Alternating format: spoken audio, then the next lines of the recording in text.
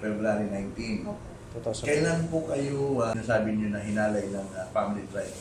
March siguro yun, sir, kasi April hindi na po ako nag-therapy. Hindi mo naman tandaan ko anong petsa ng March. Hindi, sir. Ito kasi, sir, sa gabing yun, sabi ng boy, sisarado ko yung kwarto ko. Sino nagsabi? Ako, sir, sasarado ko sana Oo. kasi aalis sila.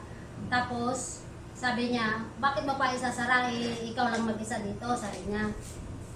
Di kampante ako, sir, kasi pagod na rin ako noon. Di, natulog na ako, kampante na ako kasi ako lang daw mag-isa. Hindi na ako nakalaban, sir. Paano kanya pinasok sa kwarto?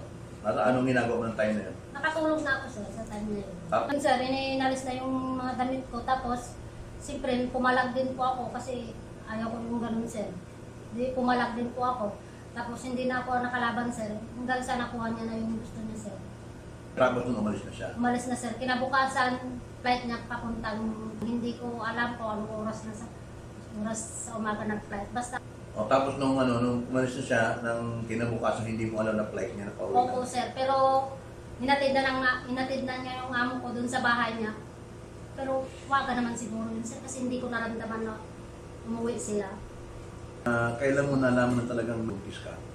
Nung hindi na po ako dinatnan, sir, ng April na yon, hindi na po ako dinatnan. Kaya nung nangyari sa akin, pinalipas ko muna ng isang buwan. Bakit mo pinalipas? Siyempre, sabi ko baka nadili lang ako kasi dalaga ko, sir, nadidili ako ng 2 buwan, 1 buwan, ganon. Sabi ko baka nadili lang ako. Pero hindi mo ba sinumong sa amo mo na ikaw ay Hindi, sir, kasi pinalakas? natakot na po ako, sir. Bakit naman natakot ka? Siyempre, parang wala pa yung trust sa akin yung amo ko. Tapos sa kanya, parang matagal na kasi dun, sir. Kaya yun, natatakot ako na magsumbo. So sino una mong sinabihan na nangyari sa'yo?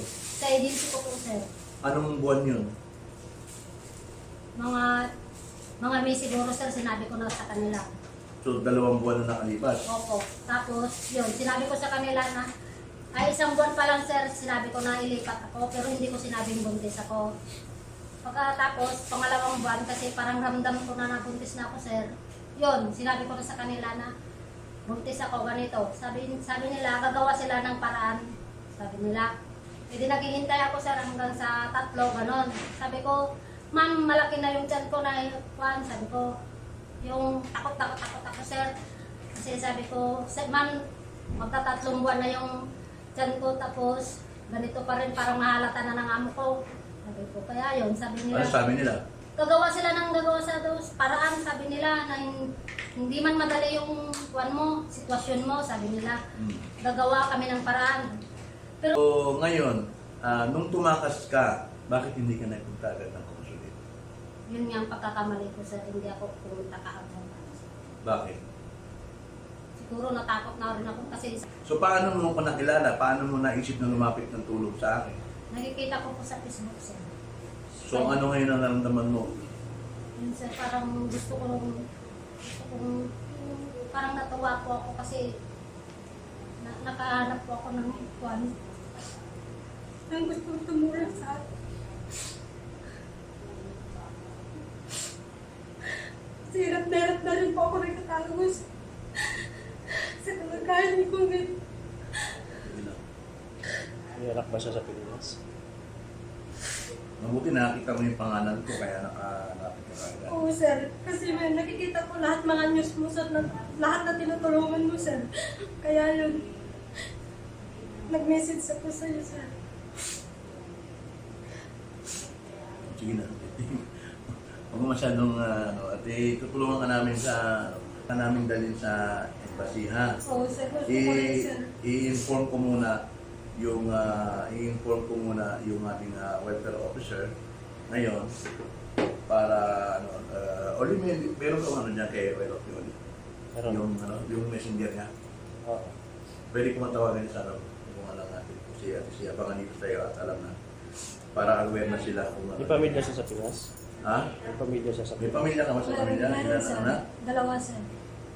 At alam na po ng asawa ko nun, sir. Sinabi ko na po sa kanya lahat noong nangyari sa Ano akin. yung nangyari sa iyo? Oo, Tingnan, sir. ito naman dyan mo. Mas malaki pa tiyan ko sa iyo eh. Ikaw naman, mas ako malatang buntis kaysa sa iyo. Malit lang kasi ako magbibis, sir. Malit ka lang. Oo, hindi halata. magkakaroon ka ng anak ng foreigner. Saklap sir. Di ba, gawin mo na lang malay mo blessing yung bata na yan. Huwag mong isipin, walang kinalaman ng anak, magiging anak mo sa problema ng tatay niya. Ang mahalaga, pagyamanin mo yan. Kung ano yung ano. Hindi siya naka-online mo. Di ba na-online? O, sige. Ganito na lang at mamaya, tawagan namin mamaya si ano. So, i-ready mo lang sarili mo ha, para kukunin ka, dadaling ka namin ha. Oo sir.